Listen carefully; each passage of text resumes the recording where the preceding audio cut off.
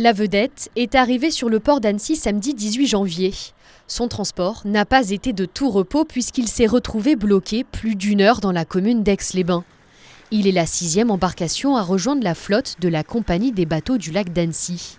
Mais celui-ci a quelque chose de différent. Il est doté d'une technologie de pointe avec un moteur hybride qui fonctionne grâce à une batterie électrique couplée à un gasoil de synthèse, le GTL. Une fierté pour le directeur de la compagnie. On va pouvoir sortir des ports en électrique, rentrer dans les ports en électrique, donc pas gêner l'environnement à proximité des ports, ni odeur ni bruit.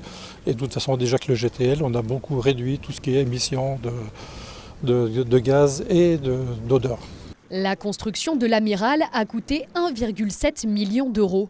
Fabriqué en Chine par une entreprise française, il a déjà séduit les capitaines de bateaux d'Annecy. On rentre dans une nouvelle ère qui est très moderne.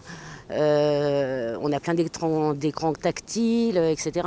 Et surtout, on a cette fonction électrique qui est juste exceptionnelle.